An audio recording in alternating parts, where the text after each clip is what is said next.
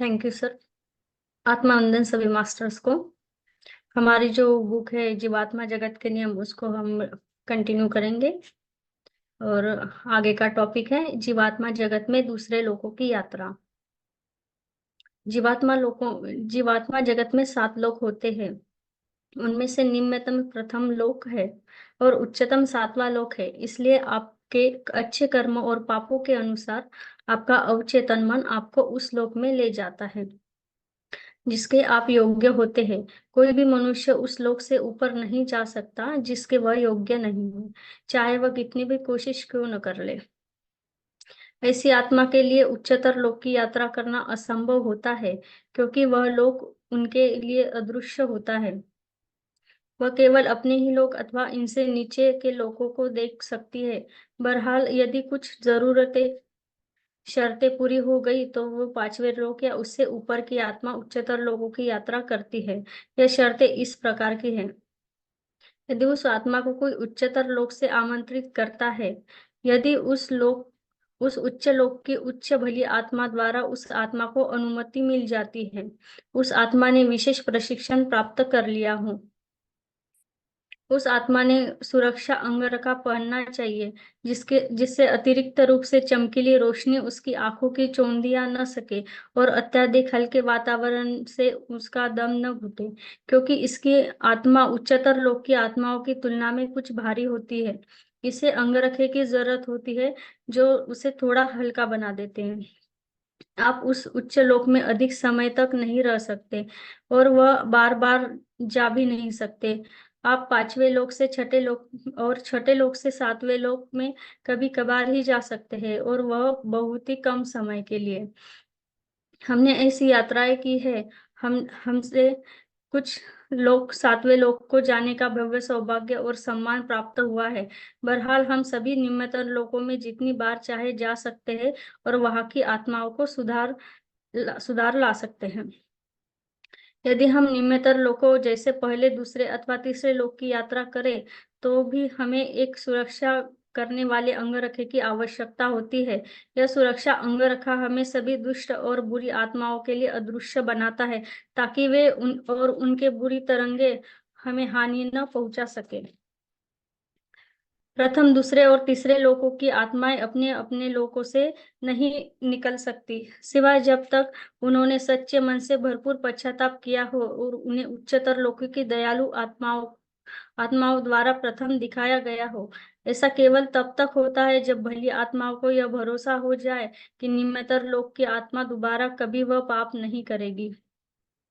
आत्मा को तब तक पृथ्वी पर पुनर्जन्म लेकर लोगों के प्रति किए गए दुष्कर्म के कर्म का फल भोगना पड़ता है।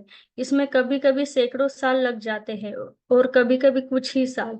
यह पूरी तरह प्रत्येक आत्मा के अपने ही हाथों में होता है। बहुत सी आत्माएं कुछ 100 सालों में निम्नतर लोकों से उठकर उच्चतम लोकों तक में पहुंच सकती है। कुछ भली आत्माएं भी हैं जिन्होंने अपने संपूर्ण आध्यात्मिक जीवन में कभी प्रथम, दूसरे और तीसरे लोक नहीं देखे। प्रत्येक आत्मा की अपनी आध्यात्मिक यात्रा चौथे लोक से 5वें लोक से आरंभ करती है। बहुत से आत्माओं ने बड़ी बड़ी तेजी से उन्नति की है, जबकि औरों को हजारों साल लगे हैं, और अब भी बहुत सी आत्मा ऐसी है जो कई युगों से निम्नतम लोक में ही पड़ी है। आत्माओं के लिए कोई निश्चित नियम अथवा समय नहीं है।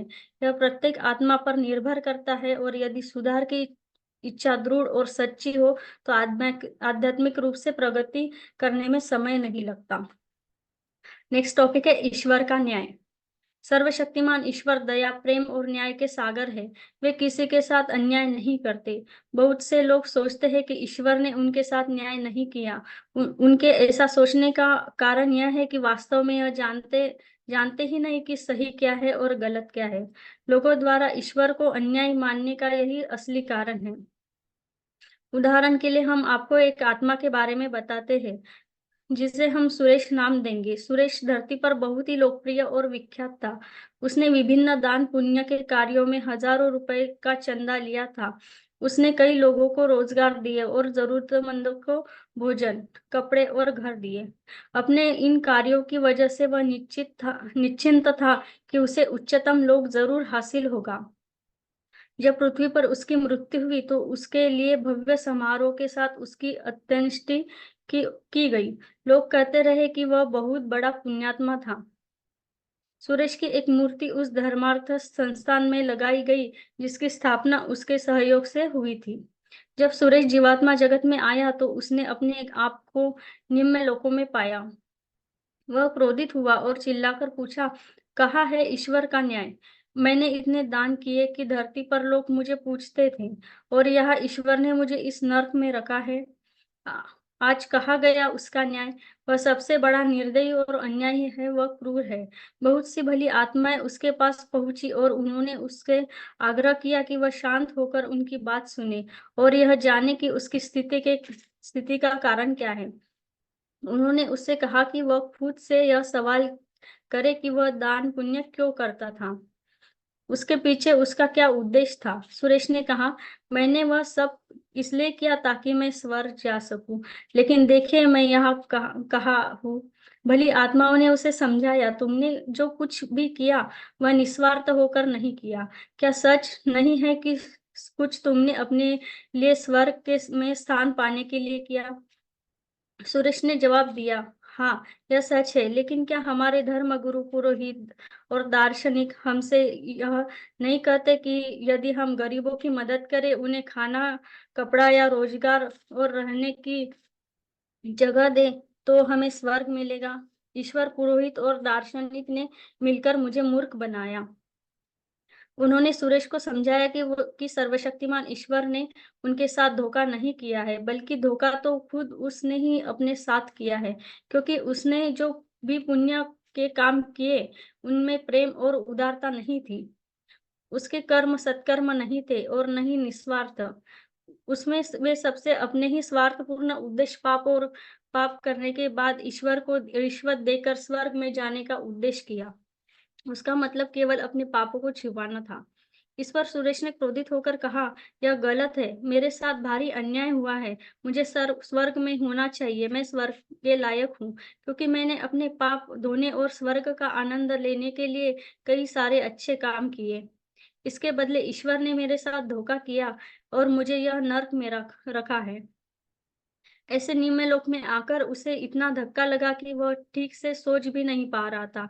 उसने पुरोहित और धर्म गुरुओं और ईश्वर को भला बुरा कहा, लेकिन उसने यह नहीं जाना कि जो पाप उसने किए और हजारों दान देकर स्वार्थपूर्ण उद्देश्य द्वारा नहीं नहीं किया जा सका। आप कितना दान करते हैं इसके कोई फर्क नहीं पड़ता, अपने पापों का फल आपको भोगना ही पड़ता है। यदि आप अपने किए किए पर सच्चे मन से पश्चाताप नहीं करते और चाहे जैसे भी हो जिसका आपने नुकसान किया है उसकी भरपाई नहीं नहीं करते, तो अपने पापों को आप धो नहीं सकते। तो इस तरह आप देखते हैं कि बहुत से लोगों की यह गलत धारणा होती है कि वे इसलिए स्वर्ग प्राप्त कर सकते हैं क्योंकि उन्होंने हजारों का दान किया है। यदि आप ऐसे स्वार्थपूर्ण उद्देश्य लेकर अच्छे काम करते हैं, तो स्वर्ग में जाना तो दूर, आप स्वर्ग के दरवाजे तक भी नहीं पहुंच सकते। आपको यह सच अपने मन में स्वीकार कर लेना ही चाहिए। नेक्स्ट टॉपिक है जीवात्माओं से संपर्क। हम यहाँ हैं और आप लोग वहाँ, लेकिन फिर भी हम आपको देख सकते हैं, आपसे बात कर सकते हैं और अपने विचारों का आदान प्रदान कर सकते हैं। हालांकि पृथ्वी पर ज्यादातर लोग यह नहीं जानते और इसी कारण कुछ ही लोग हमसे संपर्क कर सकते हैं। जब पृथ्वी की आत्माएं हमारे साथ संपर्क करने में सफल रहती है, तब हमें बहुत बड़ी खुशी होती है। पृथ्वी पर बहुत से लोगों का विश्वास है कि जीवात्मा जगत से संपर्क रखने वाले शैतान होते हैं और ऐसा करना मनुष्य के लिए बुरा और खतरनाक है। यह बिल्कुल गलत है, यह सोचना एकदम गलत है। इस जीवात्मा जगत में संपर्क करना बुरा है। कुछ लोग यह विश्वास करने के लिए बाध्य होते हैं कि जीवात्मा जगत से संपर्क करना गलत है। उन्हें यह समझाया जाता है कि इससे हम जीवात्माओं को बाधा पहुंचती है और हमें हमारी आत्माओं को पृथ्वी पर बुलाने से हमारी उन्नति रुकती है। यह गलत धारणाएं हैं। सच तो यह है कि यदि हम पृथ्वी के लोगों में संपर्क करने की अनुमति मांगे, तो सर्वशक्तिमान ईश्वर और उच्चतर भली आत्माएं बहुत प्रसन्न होती है। पता है, हमने से कुछ जीवात्माएं अपने प्रियजनों को गलत करने से रोकने के लिए कुछ संकेत देती हैं। क्योंकि हम चाहते हैं कि जीवात्मा जगत में आने पर भी वे हमारे साथ उच्च लोक में रहे। हम उन तक अपने विचार या संकेत पहुंचाने में बहुत कठिनाइयों का सामना करते हैं। प्राय पृथ्वी के लोगों तक अपने संकेत पहुंचाने के लिए कठिन मेहनत करने के बाद भी हम आपको जरा भी प्रभावित नहीं कर पाते, क्योंकि अपने संकुचित मन के कारण बहुत से लोग हमारे अच्छे विचारों और हमारी सलाह को स्वीकार नहीं करते। पृथ्वी के लोगों के साथ प्रत्यक्ष संपर्क कर हम बड़ी आसानी से उन्हें बता सकते हैं कि उनके लिए क्या अच्छा, और उन्हें आध्यात्मिक रूप से नीचे गिरकर निम्नतर लोकों में जाने से बचा सकते हैं। हालांकि हमें आध्यात्मिक परीक्षा के बारे में बताने की अनुमति नहीं है। हम उनकी मदद केवल उन्हें संकेत और सलाह भेजकर कर सकते हैं। अपने विचारों या संकेतों को पृथ्वी पर भेजने का प्रयास करने की तुलना में पृथ्वी के लोगों की पृथ्वी के लोगों के साथ प्रत्यक्ष संपर्क करना हमारे लिए बहुत आसान होता है, क्योंकि हमारे विचार उनकी समझ के बाहर होते हैं। जो थोड़े लोग हमारे साथ सुरक्षित रूप से और आसानी से संपर्क कर सकते हैं, उन्हें अपने अनायास विचारों पर परे रखना चाहिए। इससे हम आत्माओं और पृथ्वी के लोगों को दोनों को सहूलियत होती है। प्रत्यक्ष संपर्क के ज़रिए हमारी उन्नति तेज़ी से होती है, क्योंकि हम अपनी किस्मत, समय, लोगों को दिमाग, अच्छी सोच और अच्छे विचार और ज्ञान भरने की कोशिश करने के बाद नहीं करते। यह इस कारण कि धरती के लोगों के अवचेतन मन का एक बहुत सा छोटा हिस्सा काम करता है। अब आगे से आप अपने मृत प्रियजनों के साथ संपर्क करने की कोशिश ज़रूर करें, लेकिन शुरुआत आप अपने आप नहीं कर सकते। स्वचालित लेखन के ज़रिए आप अगर खुद से आत्माओं के साथ संपर्क करने की कोशिश करें, तो यह बहुत खतरनाक हो सकता है। आपको किसी ऐसे व्यक्ति को माध्यम बनाना पड़ेगा जो स्वचालित लेखन के ज़रिए अधिकृत और अनुभवी है। हमारे लिए अपने प्रियजनों के साथ लगातार संपर्क करना आसान होता है। यह बस घर में बैठकर टू वे रेडियो पर बात करने जैसा है। हमारी संपर्क और और आपकी टू रेडियो विधि में अधिक अंतर नहीं है। हम कभी-कभी ही पृथ्वी पर आकर आपसे बात करते हैं। आमतौर पर हम अपने घर में बैठकर अपने विस्तृत अवचेतन मन के ज़रिए संपर्क करते हैं। हमारे विचार असाधारण और बहुत अधिक ताकतवर होते हैं। टू वे रेडियो की तरह हम संदेश भेजते और प्राप्त करते हैं। इसी तरह पृथ्वी के कुछ लोगों में टू वे रेडियो जैसी क्षमता ईश्वर प्रदत्त होती है।